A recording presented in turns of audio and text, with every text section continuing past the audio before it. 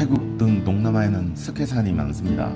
고속도로 등 인프라 건설을 추진할 때는 인근의 산들을 깎아서 도로의 시멘트 자재로 활용합니다.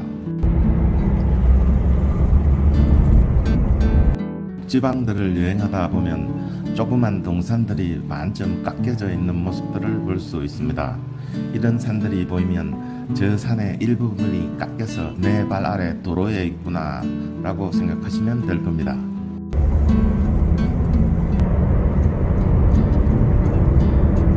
그리고 일부 지방들에서는 이런 산들을 불상 모양으로 깎아서 관광지화 또는 종교화를 하기도 합니다. 산을 깎아 도로 인프라를 만드는 데 사용하고 또 대형 불상 등을 만들어 관광 문화공간으로 이용하기도 하고 일석이조인 것 같습니다. 가오치자는 춘부리도의 사타힙 군에 속해 있는 스키산으로 높이가 180m이고 해발은 248m입니다. 이 산 중간에는 황금빛 부처상이 새겨져 있습니다. 인근에는 높은 산이 없어서 이 부처상이 눈에 확 띄는 장소입니다. 이 부처상으로 인해 가오치짬 부근은 파타야 지역의 랜드마크가 되었습니다.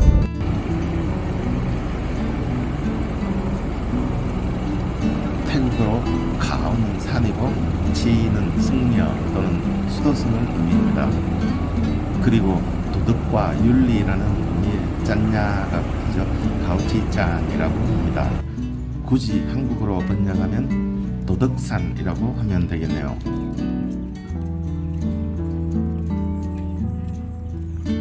당초에는 이 산을 깎아서 건축자재 등을 채취하기 위하여 개발이 됐다고 합니다.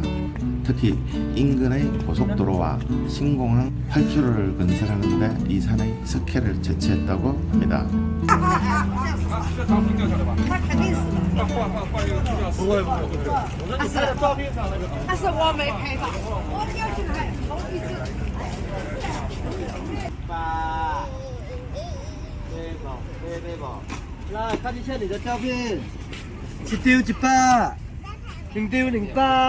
인근의 주지 스님이 이 산이 흉물스럽게 변하는 모습을 안타깝게 여겨 반점 깎여진 이 산을 부처 이미지로 만들자고 왕실 측에 제안을 했다고 합니다.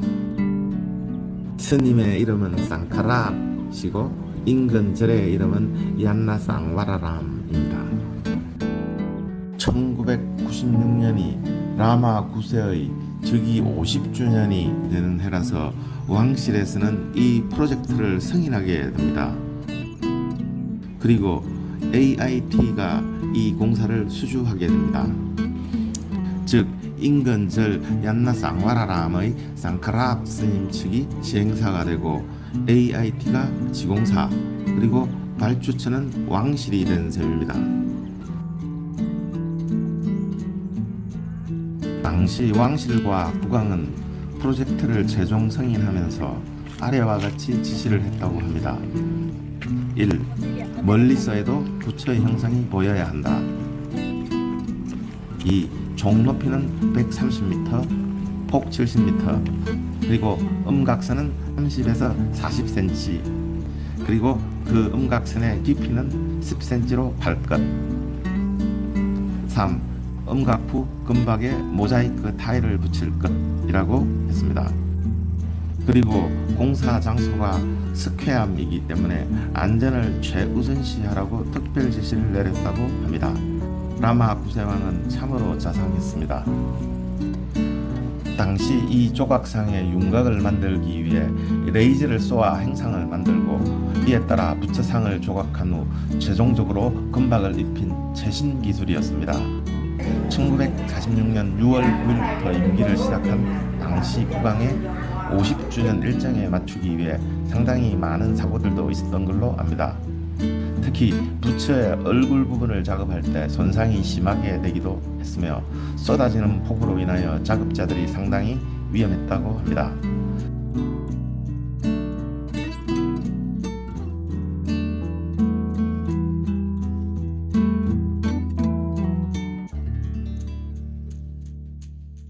결국 1996년 7월 31일에 최종 완공이 되었고 국왕이 직접 방문하여 행사를 진행했다고 합니다. 이때가 라마 9세의 즉위 50주년이 되는 해였습니다. 당시 부처의 행상을 최종 결정하기 위해 1984년부터 1990년까지 6년간 협의를 했다고 합니다.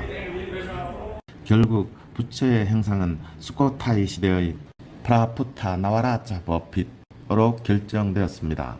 연꽃 받침 위에서 영감을 얻은 수코타이 시대의 부처상이라고 합니다. 최종 완공이 된 후 라마 9세 국왕은 이 부처상의 이름을 마하와치라 우타모 파사사다 라고 명명합니다. 와치라 부처님처럼 총명하고 숭고하며 영원한 스승이란 뜻입니다. 지금 10세 왕의 이름이 마하와치라 롱건인데 이 이름으로 명명한 건 이때부터 왕세자의 후계구도를 생각한 건 아닌지 모르겠습니다. 당시 뉴스 등 언론에서도 많이 스토필되기도 해서 저도 방문했던 기억이 가물가물합니다. 결국 지금 왕이 된 와치라 롱건 황태자의 적극적인 주도로 진행되어 교심이 지극한 아들이었다고 국민들이 칭송했다고 합니다. 믿거나 말거나입니다.